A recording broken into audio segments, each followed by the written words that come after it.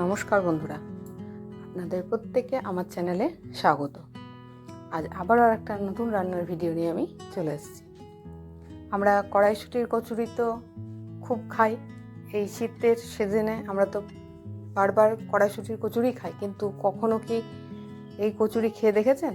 বরবটি দিয়ে একবার করে খেয়ে দেখবেন, দুর্দান্ত টেস্ট হয়। কড়াইশুঁটির কচুরি থেকে কোনো অংশে কম নয় এটাও।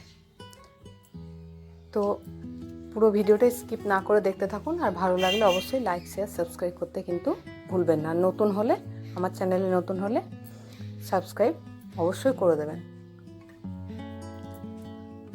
তো আমি এখানে মোটামুটি 250 গ্রাম মতন বরবটি নিয়েছি। আমার একবারে হয়নি, আর আমি কয়েক টুকরো আদা আর 4টে কাঁচা লঙ্কা নিয়ে এটাকে আমি ভালো করে পেস্ট করে নিয়েছি।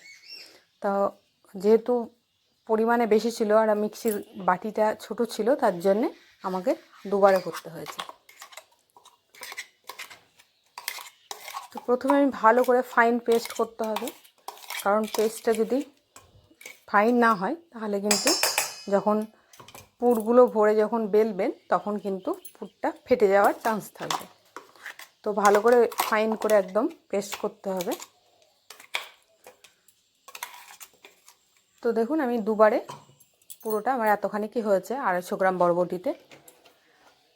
এবার আমি কড়াই একটু তেল নিয়ে নিলাম, তাতে অল্প সামান্য খানিকটা হিং দিয়ে দিলাম, আর সম্পূর্ণ এটা কিন্তু নিরামিষ।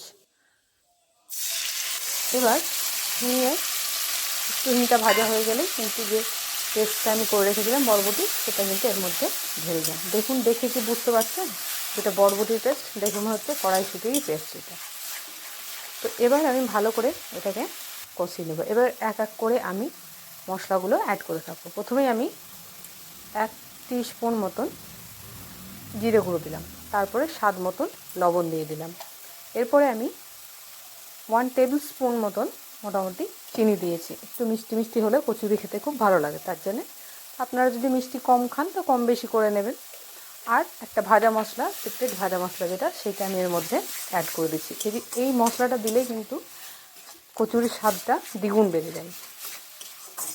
তো এবার আমাকে যতক্ষণ পর্যন্ত না এটা রসটা টেনে শুকিয়ে যাচ্ছে ততক্ষণ পর্যন্ত এটাকে নাড়িয়ে নাড়িয়ে কিন্তু ভালো করে নাড়িয়ে যেতে হবে। দেখুন কতটা রসটা কমে গেছে। এই পর্যায়ে এসে এবার আমি কিছুটা ধনেপাতা কুচি করে রেখেছিলাম সেটা দিয়ে দিলাম, আর আমি একটু 1 টিস্পুন মতন আমি এখানে গরম মশলা গুঁড়ো দিয়ে দিলাম। তো এবার আরও কিছুক্ষণ আমাকে এটাকে নাড়াতে হবে, কারণ এখনও একটু একটু জলটা আছে এর মধ্যে। একদম ড্রাই করে নিতে হবে, না তো কিন্তু বন্ধুরা পুর যখন ভরবেন নিয়ে যখন বেলবেন তখন কিন্তু এটা ফেটে যাওয়ার চান্স থাকবে। তো আমি আগে পুরটা করে নিলাম, কারণ পুরটা করে ঠান্ডা করতে হবে, কারণ গরম পুর তো ভরা যাবে না। তো দেখুন আমার এই পর্যায়ে রেডি। দেখে বুঝতে পারছেন নিশ্চয়ই যে কতটা সুন্দর হয়েছে। এবার আমি এখানে 500 গ্রাম মতন ময়দা আর 250 গ্রাম আটা নিয়েছি। এবার পুরোটাকে, মানে আটাটা দেখতে পাচ্ছেন আমরা, কারণ আটাটা আমি আগেই দিয়ে দিয়েছিলাম। আর এখানে মোটামুটি 3 টেবিল স্পুন মতন আমি এখানে সাদা তেল দিয়েছি। তো এটা সাদা তেলই, দেখে মনে হচ্ছে সরষের তেলের মতন লাল লাল, কারণ এটা রাইস ব্র্যান্ড অয়েল। এবার ময়ামটা আমি ভালো করে এখানে করে নেব। তো ময়ামটা বন্ধুরা ভালো করে করতে হবে। ময়াম যদি ভালো করে না করা হয় তাহলে কিন্তু কচুরিটা কিন্তু মুচমুচে হবে না, খাস্তা হবে না, নরমও হবে না। তো দেখুন, যখন এইরকম মুঠ হয়ে আসবে তখন বুঝতে পারবেন যে ময়ামটা দেয়া হয়ে গেছে। এবার আমি এটাকে মাখিয়ে একটা ডো করে নেব।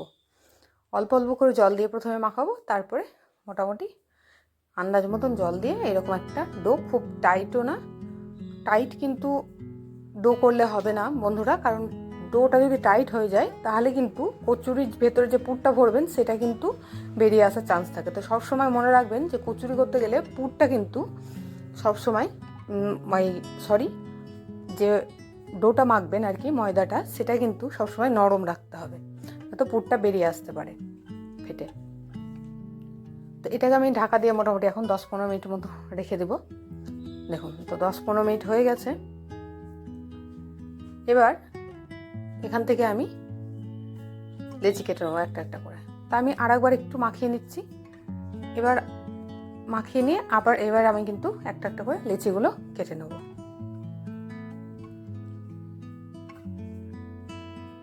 দেখুন কেমন সাইজের করতে হবে, যেমন লুচির লই করেন আপনারা সেই সাইজেরই কিন্তু কাটলেই হবে। এই যে এই ধরনের সাইজের কাটলেই হবে। আমি এরকমই কেটেছি। আপনারা এবার বড় যদি খেতে চান তাহলে বড় সাইজও করতে পারেন, এর থেকে বেশি নিয়ে। দেখুন পুরটা দেখুন, দেখেই বোঝা যাচ্ছে যে পুরটা একদম রস পুরো শুকিয়ে গেছে। এবার আমি পুরগুলোকে একটা একটা করে ভালো করে ভরবো, ভরে মুখটাকে সিল করব।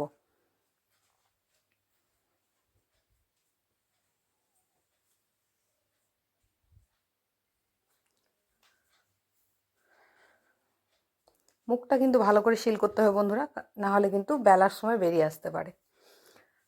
তো দেখুন এরকম করেই কিন্তু আমি বাদবাকিগুলো করে নেবো। আর একটা আমি করে দেখাচ্ছি, বাদবাকিগুলো আমি এই একইভাবেই কিন্তু করে নিয়েছিলাম।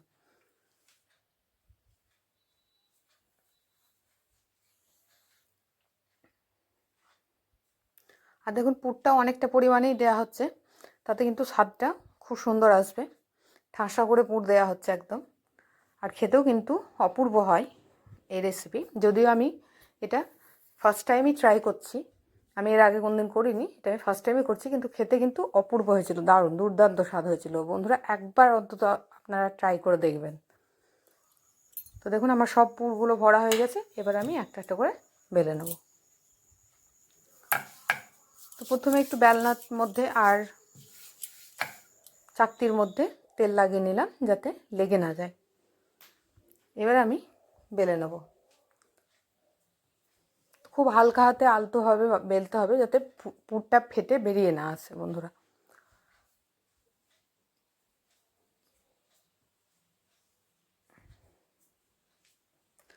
দেখুন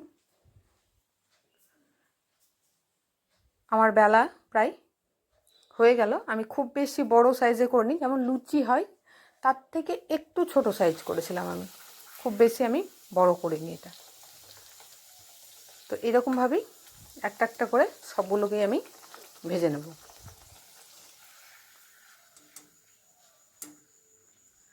তো একটা ভাজা হয়ে গেল বন্ধুরা। আগে আমি একটা দুটো ভেজেছি, তারপরে এটা করছি, আপনারা দেখেও বুঝতে পারছেন। তো আবার আর একটা দেখাচ্ছি দেখুন। আর দেখুন কত সুন্দর ফুলেছে, একদম ফুলে একদম টবকার মতন হয়ে গেছে, মোটা মোটা ফুলেছে। তো এইভাবে যেভাবে বললাম বন্ধুরা সেই প্রসেসে আপনারাও করবেন, দেখবেন অবশ্যই ফল পাবেন, খেতেও সুন্দর লাগবে। আর একটা খেয়ে কিন্তু মন ভরবে না, মনে হবে আরও খাই আরও খাই, এতটাই টেস্টি হয় এই রেসিপিটা। তো আমার ভাজা সব কমপ্লিট। এবার আমি প্লেটিংটা করে নেব, যেটা আমার সব থেকে মোস্ট ফেভারিট জায়গা। তো দেখুন কচিরগুলো দেখতে কতটা লোভনীয় হয়েছে, কতটা সুন্দর হয়েছে। আর আমি এর সঙ্গে একটা আলুর তরকারির মতন করেছিলাম টমেটো ধনেপাতা দিয়ে, জাস্ট ফাটাফাটি লাগে এর সঙ্গে।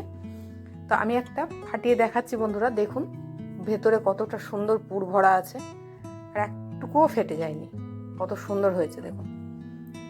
দেখুন আর খেতেও অপূর্ব, আমি তো আগেও বলেছি। তো এইভাবে আপনারাও বাড়িতে একবার ট্রাই করবেন বন্ধুরা। ভালো লাগলে অবশ্যই লাইক শেয়ার সাবস্ক্রাইব করবেন। টাটা।